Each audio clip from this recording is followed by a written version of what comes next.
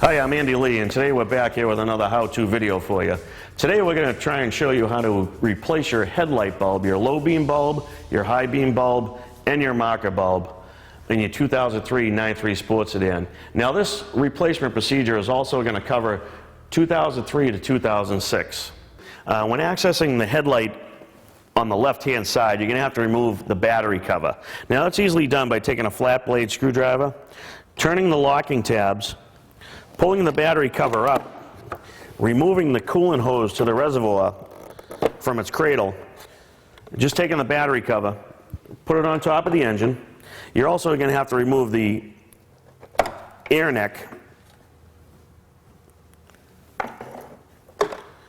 Now, the third thing you're going to have to remove is the washer bottle filler neck. You just want to grab it right below the yellow cover, gently wiggle it up, pull it up towards you.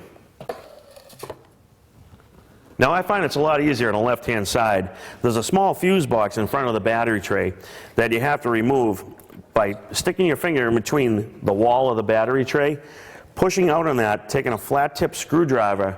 You'll see that there's a little tab in there that locks it in place that won't allow you to pull it up, that you're going to release, put a flat-tip screwdriver in there to pull it out away from the battery tray housing. Now just gently wiggle that up, and that's going to remove that.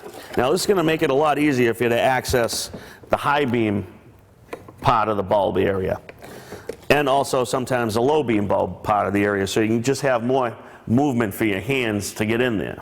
Now, if your car is a 2003, then it's equipped with what we call secondary air injection. Now, to access the bulb on the right-hand side, it's going to be a lot easier for to take that pipe and move it out of the way. Now, that's easily done by just taking there's two tabs that you want to depress on the pipe itself. Wiggle it out of the housing for the air cleaner, move it out, and you can just swing it out of the way. This is going to allow you more access room to put your hand into the area. Now that we've shown you how to access your headlight bulbs on either side of your vehicle, we're actually going to go over to the bench where you have a headlight assembly already removed from a vehicle, because this is the only way we can actually show you the close-ups and whatnot that you're going to be dealing with. So the first thing you're going to want to do with the headlight in the vehicle, grasp the rubber boot to remove it and just pull it towards the engine of the car to get it out of the way. Now once you have the rubber boot removed, you can easily see that the headlight bulb connector for the low beam is right here. Now you're going to want to grasp that connector, turn it counterclockwise, and that's going to allow you to remove the headlight bulb.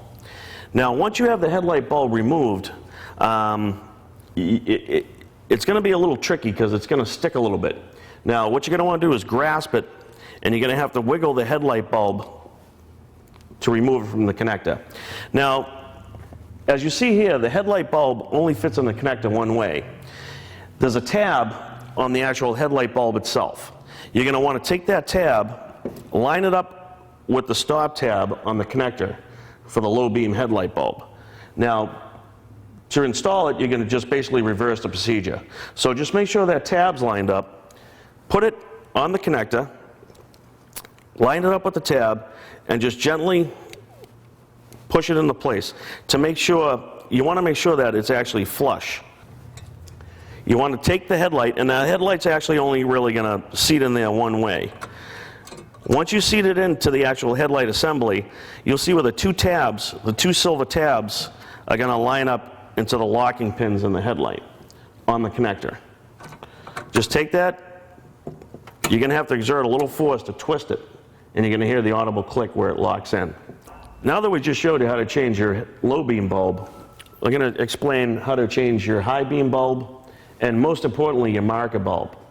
The high beam bulbs really do not go out that frequently. It's very rare to see a high beam bulb go out.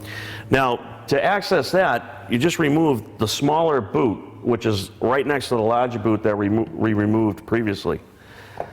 Remove the smaller boot of the high beam bulb.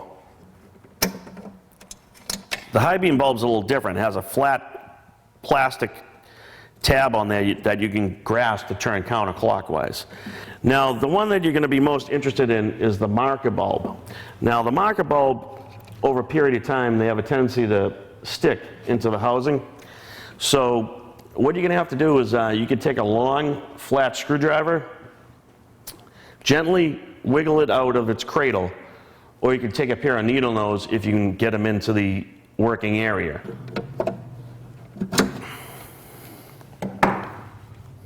Now the marker bulb, it has a very small plastic socket, and what happens over a period of time, that sits inside of the cradle of the headlight.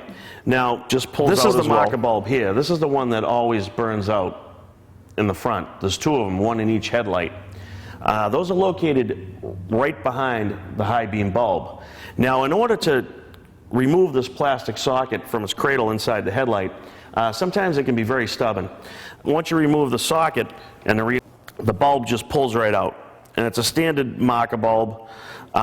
You can purchase it at your local parts store, or you can purchase it at your Saab dealership.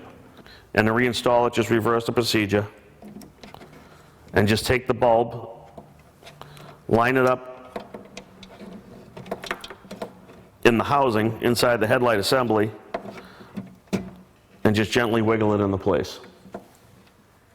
Now, just keep in mind when you're reinstalling your high beam bulb, after you've replaced your marker bulb, that actually only goes in one way. These tabs have directional stops, so you have to make sure, if you're having a difficult time reinstalling your high beam bulb, the chances are it's off 180 degrees and the locking tab is actually preventing you from turning it and locking it into place. And that's how you reinstall the high beam bulb.